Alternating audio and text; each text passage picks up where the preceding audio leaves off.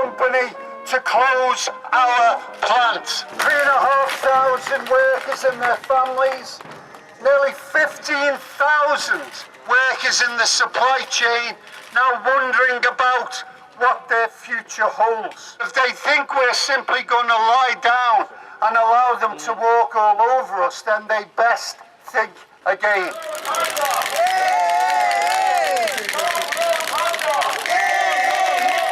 We've never walked away from a battle in that factory for as long as I've been the site convener, with the support of the United Stewards.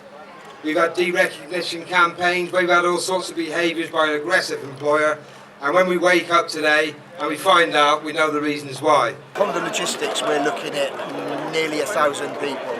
With Honda as well, you're looking at a further 3,500. But with the rest of the supply chain, you're looking at nearly 15,000. Most of the people that we employ are migrant workers that have come over to this country on a promise, work for Honda, set up a life here. That's going to disappear. A lot of people are dependent on Honda, especially the Moroccan community. It's just not to do with the Honda plant itself, but there are a lot of people connected with other, there are a lot of coming in from other parts, are coming on from the stuff coming on from a lot of companies. From the little Welsh villages that fit the little fasteners to the parts that we fit in our vehicles, these communities will be absolutely decimated. It's not only about the union members, or it's about the whole community in Swindon and the southwest. We're here for a community. We're here to save a town, and that town has been excellent for many, many years. We've had railways, we've had BMW. For anyone that was in this town around the time that the railways closed down, which is when I was a kid, you'll remember how much losing the industry in a town rips the soul out of it. So really we're absolutely committed to doing everything we can to work with brothers and sisters at Honda to make sure the plant stays open.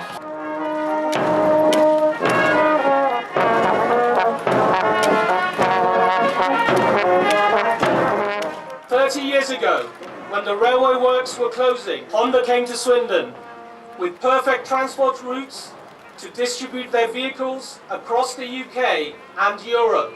And in the 1990s, we were labelled the fastest growing town in Western Europe. The Honda plant is fundamental to the local economy here in Swindon, Wiltshire and in the southwest. Its importance cannot be overstated. Already in the southwest, we've seen the closure of Appledore shipyard. We've seen SKF announce the closure of a manufacturing plant in Gloucestershire, and others are threatening to follow. I've been present and involved in discussions with companies like Airbus and GKN. We face very uncertain times. We know that the EU and Japan have broken a trade deal, that eventually we'll see tariff-free exports from Japan into Europe. Then the uncertainty with Brexit in the UK, we don't know what that deal looks like. It becomes so easy to import products from Japan directly. So we are on the continent, are next. There are another 5,000 people working on the continent, and I think it fits in a bigger plan of Honda to leave Europe. Honda are saying it's about electrification, consolidation of models. And also as well, what they're saying now is that they haven't got the infrastructure in the UK to meet that demand. They're looking towards America and Asia. That car can be built there. Everything's there to go. We just need to tell Japan, we're here, you've got the greatest workers there.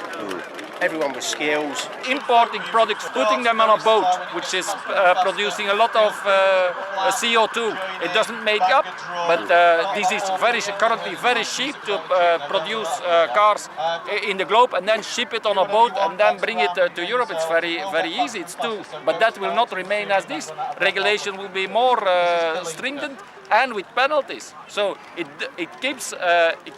makes sense to keep production in Europe. Make no mistake, if we allow Honda to walk away from Swindon today, then every boss in every boardroom will think they can do the same. And every car worker from Vauxhall and Ellesmere Port to BMW in Cowley to Nissan in Sunderland would be the weaker for it. Save on the factory! What you find now? Save on the factory! What you find now? Save on the factory! What you find The climate change extinction, the threat that brings, means that we've got to do our bit in this country. And we have been at the forefront of the innovation, and then we're going to throw it all away again because it's going to go back to other parts of the world, which means that we're always at such a disadvantage. And we'll see that in Stroud as well as Swindon. The green economy is going to transform the auto industry. We're going to see the end of the combustion engine within 30 years here. And so it's really important that we're at the forefront actually, not just of the technology that's required to transform this industry, but we're actually having a just transition of those that currently work in it into the new areas of work that are going to grow as a consequence of that change. You know, we should be at the forefront of battery technologies, of the use of hydrogen, alternate fuel technologies, all of which are coming around the corner, all of which we've got great minds at play here in the UK developing, but if we're not careful we won't be manufacturing them here in Britain because we manufactured elsewhere around the world, and that would be a disaster for us. Honda say they need an electric vehicle market, so let's give them one. Let's make sure that we invest in the infrastructure that we need to spur on that investment. Charging points in every street, in every town, in every village, in every city. That we incentivise people to buy electric vehicles, and not just electric vehicles, other low carbon vehicles. We also need to use the huge power that the government has and our public services to buy their vehicles from Honda and other British manufacturers. We're arguing with government right now that they need to take the lead. They spend over £280 billion a year of public money, our money, taxpayers' money, supporting all sorts of things, spending our money where they will, often overseas. Our strategy is to build local, to reduce those supply chains, to make sure that they lessen the amount of environmental damage that's caused during the course of moving product around, that you're supporting jobs and skills, and you're using public money to create a market. Why is it that our local authority vehicles aren't built here in Britain? Why is it that our health service vehicles aren't built, our ambulances, our police cars, all of those essential services that should be being used now to promote an electrification of our industry and support jobs and skills and families and communities here in Britain? How come that work's not being done? And that's our demand of government. They've got to step up.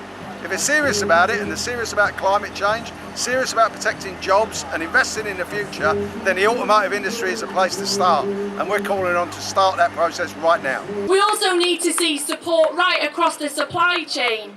We've got fantastic innovation in relation to batteries and future battery technologies here in Swindon. But we don't want those jobs to go overseas in the future for the manufacturing process. We want to make those batteries here, create more jobs, a bigger supply chain and a better future for everyone in Swindon and right across Britain.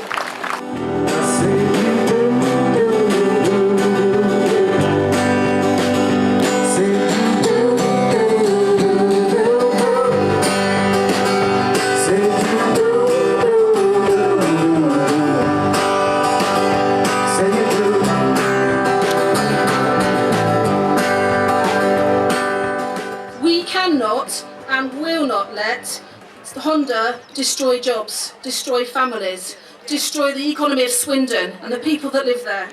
HUM management of all grades are actually joining the trade union to develop a package that we can put to the company with the business secretary to take the company's decision on. We will fight and we will save this plant, we will save it. There's children there, look, young children trying to get themselves on ladders, they've worked hard, they've got good jobs.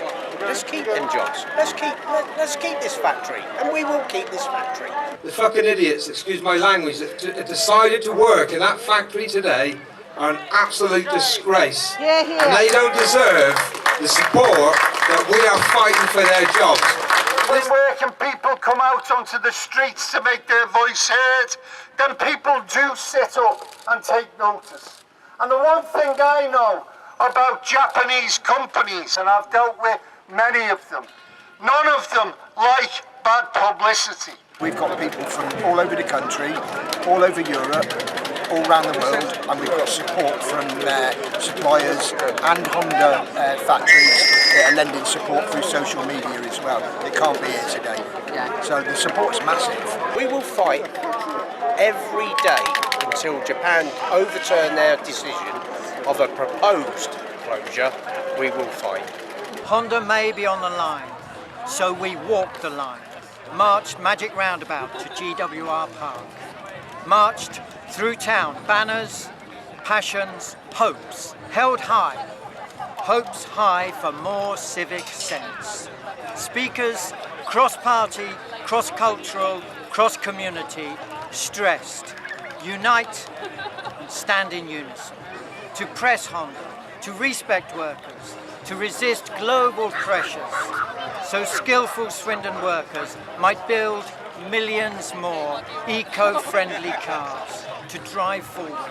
Civic sense, common sense, every time. So we workers can continue to work the line.